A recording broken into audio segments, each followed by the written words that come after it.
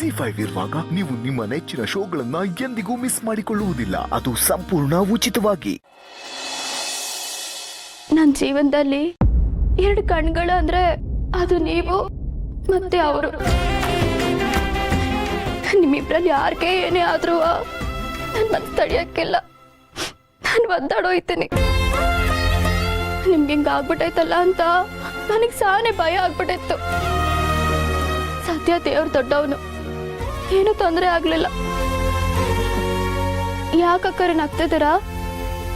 ಇಲ್ಲ, ಸ್ವಲ್ಪ ಹೊತ್ತು ಮುಂಚೆನೆ ದೇವ್ರಿಗೆ ಬೈತಿದ್ದೆ ನೀನು. ಈಗ ನೋಡಿದ್ರೆ ದೇವ್ರು ದೊಡ್ಡವನು ಅಂತಿದ್ಯಲ್ಲ, ಆ ಮಾತಿಗೆ ನಗು ಬಂದ್ಬಿಡ್ತು.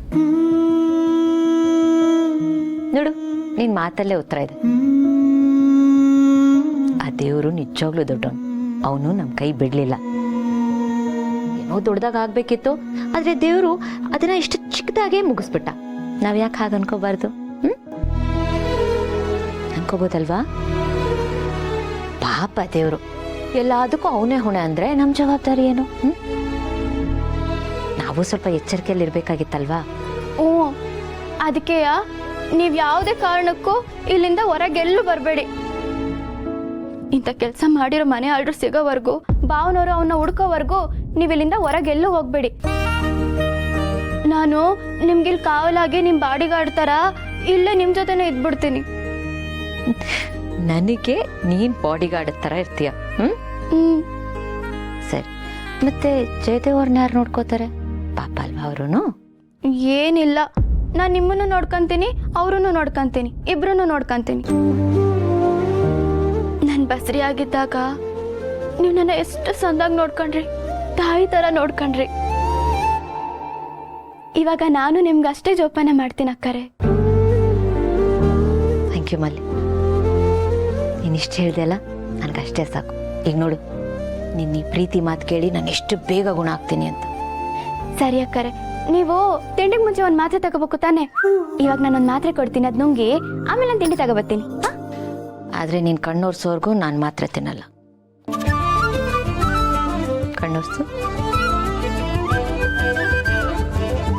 ಗುಡ್.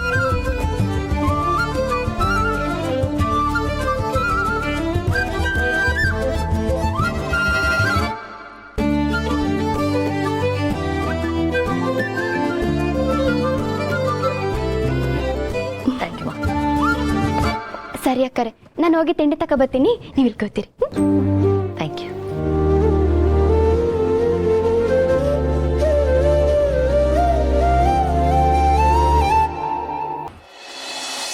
ನಿಧಾನ ನಿಧಾನ ನಿಧಾನ. ಏನು ಇವಾಗಲೇ ನೀವೇನು ಬೋಡಬೇಕು ಅಂತಿದ್ದೀರಾ? ನಿಧಾನಕ್ಕೆ ಬರೋಗಿಲ್ಲ. ಅಪ್ಪ ಸಾಕು. ಓ ಆಯ್ತಾಯ್ತು, ಇನ್ನೊಂದು 2 ಹೆಜ್ಜೆ ಇಲ್ಲ. ಕೂತ್ಕೊಳ್ಳಿ.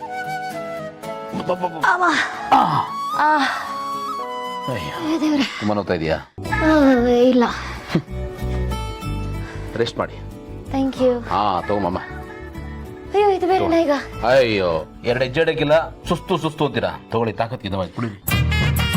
ನಾ ಕುಡಿಸ್ತೀನಿ. ಅಲ್ಲ, ನಾ ಕುಡಿಸ್ತೀನಿ. ಕುಡೀರಿ. Thank you. ಇನ್ನೊಂದ್ಸಲ ಕುಡೀರಿ, ಬರಲ್ಲ.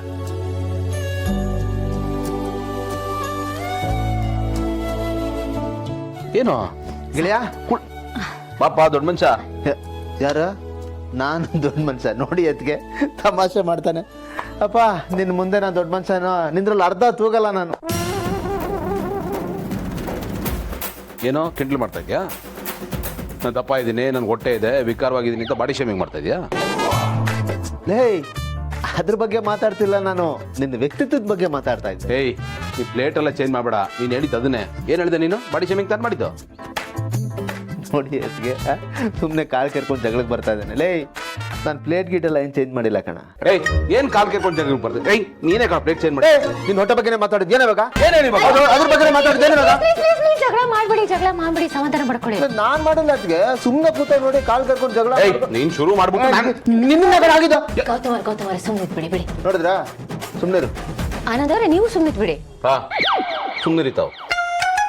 ಅಲ್ಲ ಆನಂದ್ ಅವರೇ, ನನಗೆ ಹೀಗಾಗಿದೆ, ಅದಕ್ಕೆ ಹೇಗಿದ್ದೀರಾ ಅಂತ ಕೇಳೋ ಬದಲು ಬಂದ ತಕ್ಷಣ ಅವ್ರ ಜೊತೆ ವಾದ ವಿವಾದ ಮಾಡ್ತಿದ್ದೀರಾ. ಸಾರಿ ಅದಕ್ಕೆ ಈ ಗಲಾಟೆಯಲ್ಲಿ ಮರ್ತೇ ಬಿಟ್ಟೆ. ಹೇಗಿದ್ದೀರ ಅದಕ್ಕೆ ಆರಾಮ? ನೋವೆಲ್ಲ ಕಮ್ಮಿ ಆಯ್ತಾ?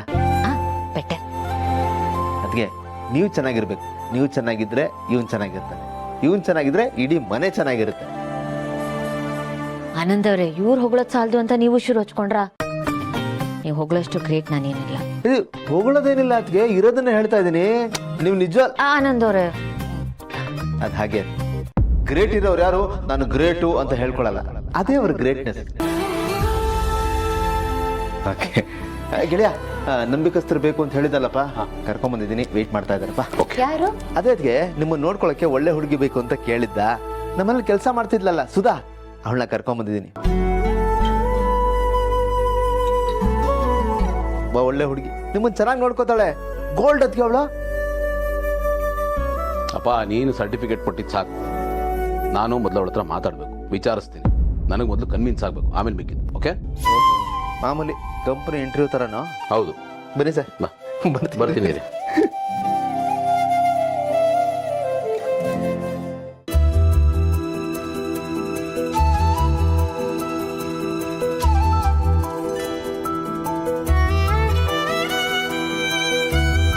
ಸುಧಾ,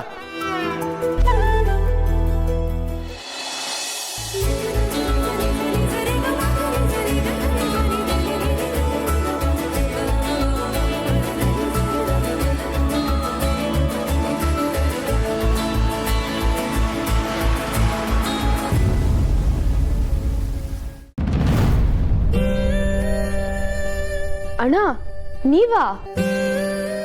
ನೀನಾ? ಏ ಇದೇನಿದು? ನೀನಾ? ನಿಮಗೆ ಮುಂಚೆನೆ ಪರಿಚಯನಾ? ಹ್ಞೂ ಕಣ. ಈ ಹುಡುಗಿ ಯಾರು ಗೊತ್ತಾ? ಯಾರು? ನಾನು ಹೇಳದ್ನಲ್ಲ ಅವತ್ತು ನಾನು ಕಾರ್ನಲ್ಲಿ ಬರಬೇಕಾದ್ರೆ ನನಗೆ ಶುಗರ್ ಲೋ ಆಯಿತು, ಕಂಡೀಷನ್ ಸೀರಿಯಸ್ ಆಗಿತ್ತು. ಆಗೊಂದು ಹುಡುಗಿ ದೇವ್ರ ಥರ ಬಂದು ನನ್ನನ್ನು ಕಾಪಾಡಿದ್ಲು, ಮನೆಗೆ ಕರ್ಕೊಂಡೋಗಿ ಆರೈಕೆ ಮಾಡಿ ನನಗೆ ಊಟ ಮಾಡಿಸಿ ಕಳಿಸಿದ್ಲು ಅಂತ ಹೇಳಿದ್ನಲ್ಲ, ಅವಳೆ ಕಣ ಇವಳು. ಇವಳಾ? ಹಾಂ. ಮತ್ತೆ ಥ್ಯಾಂಕ್ಸ್ ಅಮ್ಮ. ಅಂದ್ರೆ ನಮ್ಮ ಸಂಬಂಧ ಇನ್ನೂ ಹತ್ರ ಆಗೋಯ್ತು. ತುಂಬಾ ಖುಷಿ ಆಗ್ತಾ ಇದೆ ಕಣೋ. ಅಣ್ಣ ನೀವೇನಿಲ್ಲಿ? ಏನಂದೆ? ಚೆನ್ನಾಗಿ ಕೇಳ್ದಮ್ಮ. ಅಲ್ಲ, ಮೋದಿ ಹತ್ರನೇ ಹೋಗ್ಬಿಟ್ಟು ಈ ದೇಶದ ಪ್ರಧಾನಿ ಯಾರು ಅಂತ ಕೇಳ್ದಂಗೆ ಆಯ್ತು. ಅಮ್ಮ, ಇವನೇ ಕಣಮ್ಮ ನನ್ನ ಗೆಳೆಯ, ಈ ಮನೆ ಯಜಮಾನ ಗೌತಮ್ ದಿವಾನ್.